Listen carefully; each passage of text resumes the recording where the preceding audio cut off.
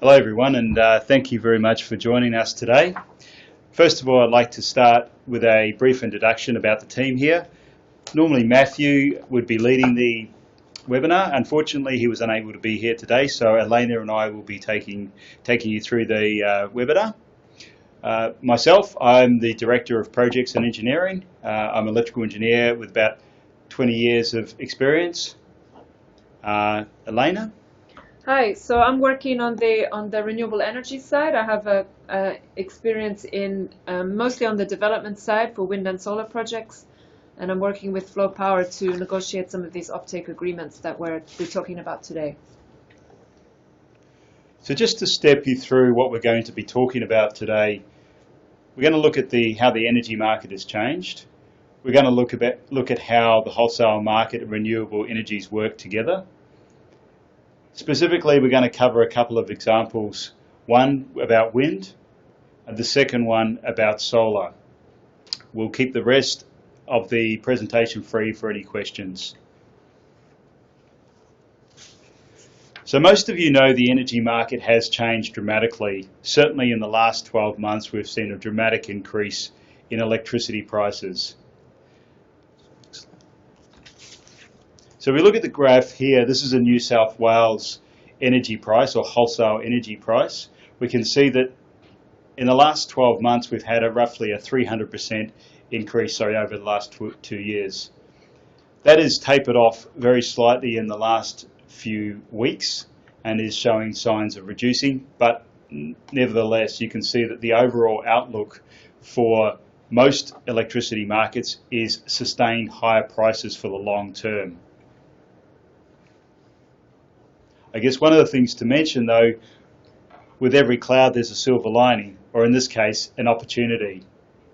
So what we're going to talk about is what this opportunity looks like with renewable energy in the wholesale electricity market.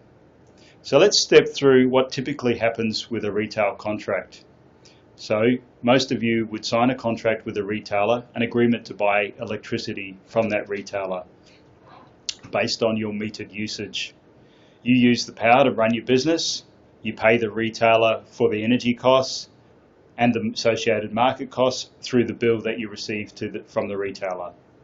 A pretty straightforward and simple process, but let's look in a little more detail into how the retailer pays for the power they sell to you. So under a traditional model, the retailer has access to predominantly the wholesale electricity market or the wholesale spot market, of which there is their acquisition cost. They can also buy wholesale hedging contracts through banks, generators, financial markets, and they can also buy from generators directly, wind, solar, biomass and other types of generation plants. They then, through a mix of those contracts, provide you with a fixed energy price, peak and off-peak, of which most of you are familiar with. So in essence, what we're saying there, the retailer has access to wholesale generation costs and they sell to you at a fixed retail cost. Now generally speaking, the wholesale costs, particularly on the spot market, are not fixed.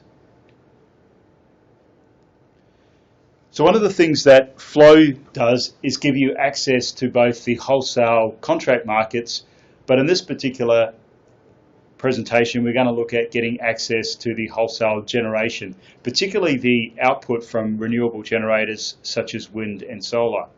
In this particular model, we actually give the customer direct access to the generation output on an interval basis to buy generation at wholesale cost. The next slide is going to explain why that's valuable. This slide here shows a typical PPA or a power purchase agreement that a retailer would sign with a wind or solar farm. The average market for these renewable generation projects are around 8 cents or $80 a megawatt hour. They can be broken down into two main components. The first being the energy component, which is roughly around 4 cents a kilowatt hour, and the second component being the large-scale generation certificate or the renewable energy component. And these certificates over, say, a 10-year term have a value of around 4 cents equally.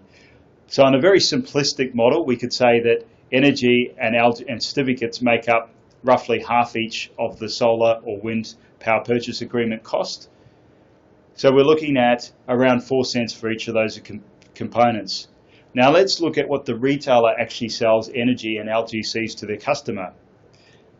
And we can see that the typical prevailing market, certainly in Victoria and New South Wales, is around 15 cents a kilowatt hour for the energy component, and LGCs are typically billed at around 8 cents a kilowatt hour, or bundled around 23 cents a kilowatt hour. So we can see a massive disparity between the wholesale cost from a renewable generator versus the retail cost that most customers are paying.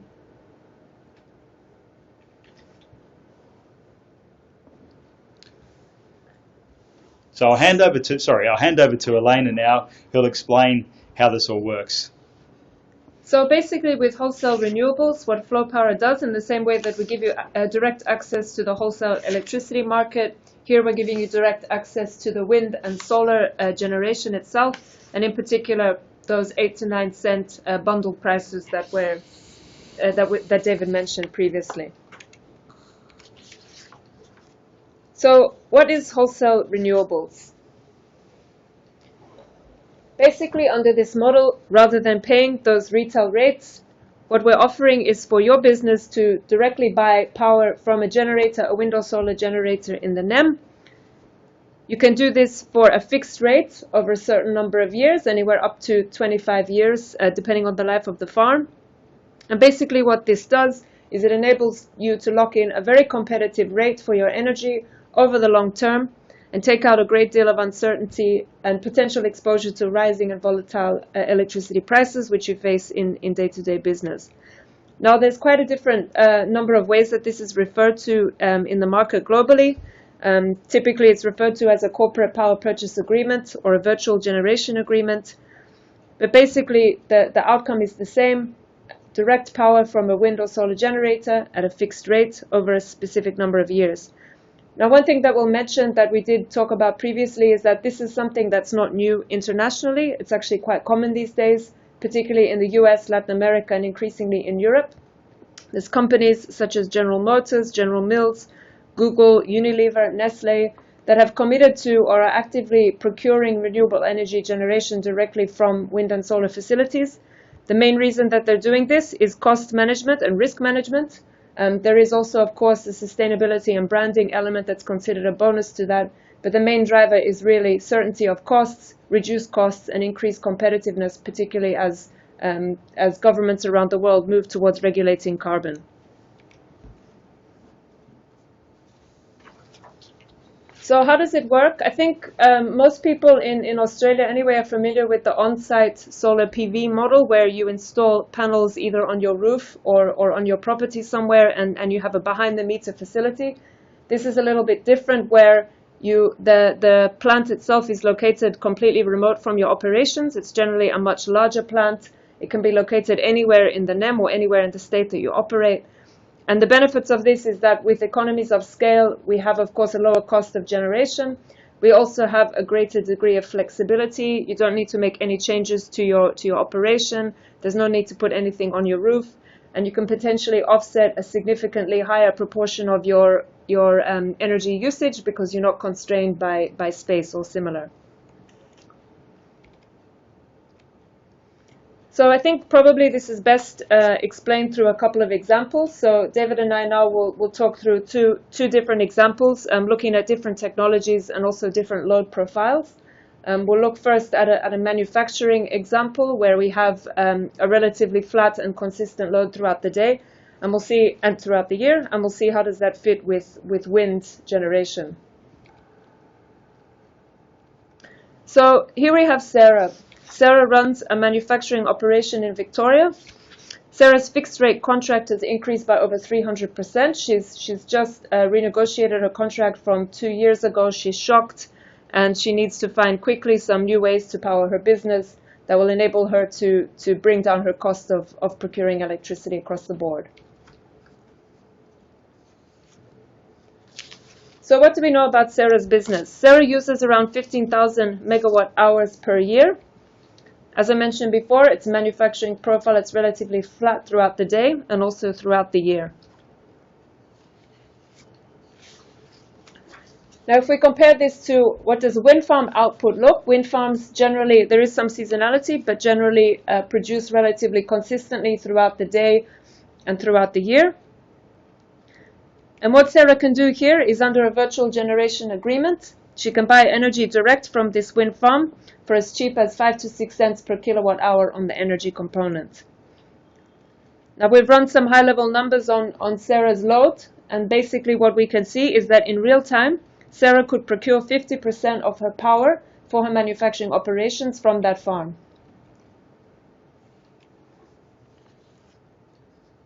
So what does this mean for Sarah's energy costs? Under a standard fixed contract, a traditional retail contract, Sarah's paying around $2 million per annum for her energy. Now, by sourcing some generation from wind under a virtual generation agreement for 50% of her use in real time, you can see that Sarah can dramatically reduce her costs. So both the wholesale component, which we know brings some savings in itself, combined with the wind, which brings substantial savings of 50% of Sarah's energy costs, we have overall a 33% reduction in energy costs. And that's, of course, with no change to the existing operations, so it's business as usual.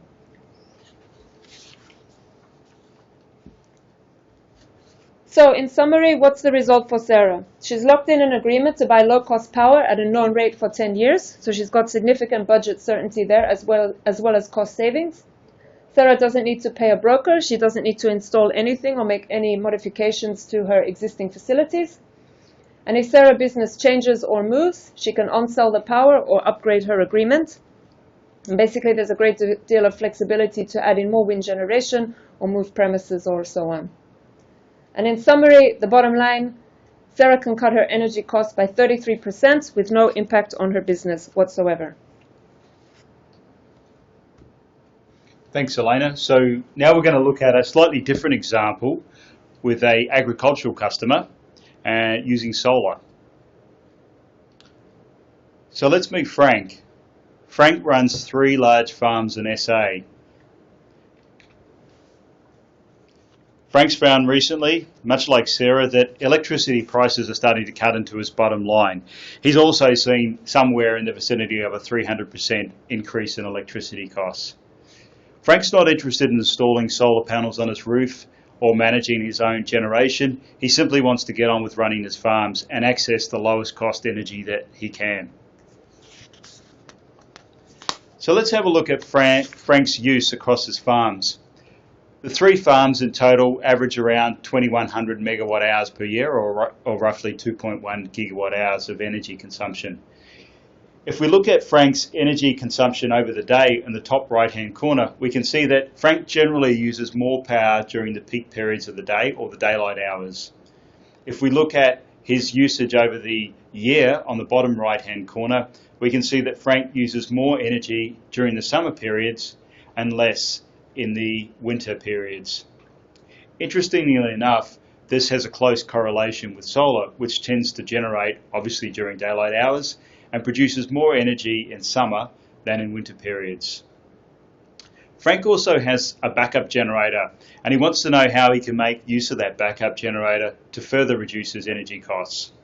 Most of Frank's energy consumption is used in summer for irrigation and refrigeration, keeping the produce cool. So now if we overlay the solar output across the energy consumption, as seen on the 2 charts to the right there, we can see that solar has a reasonably good correlation with Frank's energy profile or consumption, being that, again, solar generates more during the mid part of the day when Frank is generally using more power. Also, throughout the year, we can see that the solar reduces its output at the same time when Frank generally consumes less power on his farms. Now, we estimate that around 44% of Frank's power could be supplied from the solar plant at around 5 to 6 cents a kilowatt hour. Again, a significant discount to the current rates that Frank's able to negotiate on the electricity market. So let's have a bit of a closer look at what this actually does to Frank's energy costs. So currently, on a fixed energy rate or a fixed energy contract, Frank's spending around $315,000 a year on his energy. If we bring into solar supplying around 44% of his energy at around 5 to 6 cents a kilowatt hour, that drops his spending dramatically to around $218,000. That's around 31% reduction in his energy costs through the solar generation. And this is done through a virtual generation agreement, no solar installed on Frank's site. He's simply purchasing energy from a large-scale solar farm remote to his location. But there's a little bit more to Frank's story. Frank's a tough customer, and he demands more from his energy retailer.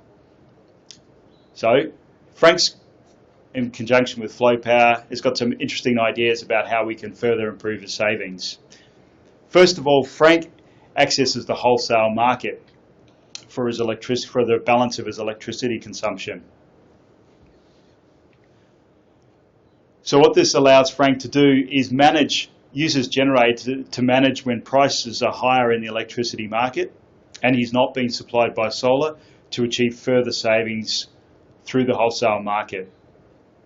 So again, when we consider solar with wholesale procurement, that savings increased dramatically to around 46% reduction in energy cost.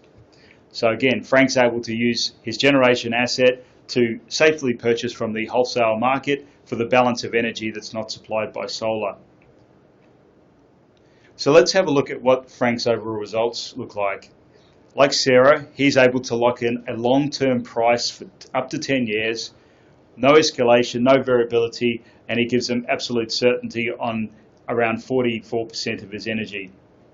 He doesn't have to pay a broker or install solar panels on his site, and he can use the energy from the solar plant across all 3 sites because it's virtually connected through the NEM. Frank has also automated his demand response using his generator to additionally increase his savings from wholesale. The bottom line for Frank is around a 46% saving with absolutely little or no impact on his current business operation.